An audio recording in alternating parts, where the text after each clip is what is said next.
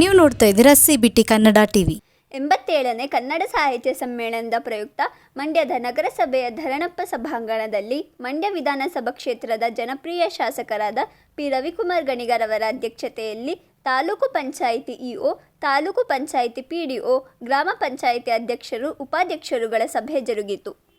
ಈ ಸಂದರ್ಭದಲ್ಲಿ ಇಒ ವೀಣಾ, ತಾಲೂಕು ಪಂಚಾಯಿತಿ PDOಗಳು, ಗ್ರಾಮ ಪಂಚಾಯಿತಿ ಅಧ್ಯಕ್ಷರು ಹಾಗೂ ಉಪಾಧ್ಯಕ್ಷರು ಹಾಜರಿದ್ದರು. ಮುಖ್ಯ ರಸ್ತೆ ನಾವೇ ಮಾಡ್ತೀವಿ, ತೋರಣ, ಹೂವಿನ ರೈತ ಸರ್ಕಾರ ವತಿಯಿಂದ ಮಾಡ್ತೀವಿ. ನಿಮ್ಮ ಪಂಚಾಯತಿ ಅತಿ ಹೆಚ್ಚು ನೀವು ಮಾಡಿ ಆ ಮರ್ಕಾರ ಬಗ್ಗೆ ನೋಡಿ ಒಂದು ಎರಡರಿಂದ ಮಾಡಿಸ್ತೀವಿ. ಯಾರು ಬೇಡಿಗಳು ಮಾಡಿದ್ವಿ, ಫೋರ್ಸಿಂಗ್ ಕೊಟ್ಟಿದ್ವಿ, ವಿದಿನ್ 1 ವೀಕಲ್ಲಿ ಅಪ್ಲೋಡ್ ಮಾಡ್ತೀವಿ. ಅದು ಮತ್ತೆ ಮುಂದಡಿ ಬಿಲ್ಸ್ ರೋಡ್ ಎಲ್ಲ ಮಾಡ್ತೀವಿ. ದೇವಸ್ಥಾನ ಚೆನ್ನಾಗಿದೆಯಲ್ಲ? ಆಯ್ತು, ಜಗ ಕ್ಲೀನ್ ಮಾಡ್ತೀವಿ. ಜಗ ಕ್ಲೀನ್ ಮಾಡ್ತೀವಿ. ಶುಕ್ರವಾರ ಆದ್ಮೇಲೆ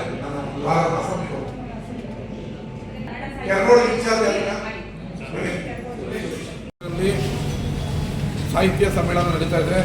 ಅದರಿಂದ ಈ ಮಂಡ್ಯ ಸಾಹಿತ್ಯ ಸಮ್ಮೇಳನ ಸುತ್ತಮುತ್ತ ನಡೀತಾ ಇರುವಂಥ ಗ್ರಾಮ ಪಂಚಾಯಿತಿ ಒಟ್ಟು ಮಂಡ್ಯ ತಾಲೂಕಿನ 46 ಗ್ರಾಮ ಪಂಚಾಯಿತಿಯ PDO ಮತ್ತು ಅಧ್ಯಕ್ಷರು, ಉಪಾಧ್ಯಕ್ಷರುಗಳ ಸಭೆಯನ್ನು ಇವತ್ತು ಮಾಡಿದ್ದೀವಿ. ಮಾಡಿ ಅವರಿಗೆ ಸೂಚನೆಯನ್ನು ಕೊಟ್ಟಿದ್ದೀವಿ. ಮುಂದಿನ 10 ತಿಂಗಳ ಕಾಲ ಪ್ರತಿ ಮನೆಯ ಮೇಲೂ ಕನ್ನಡ ಬಾವುಟವನ್ನು ಆರಿಸಬೇಕು.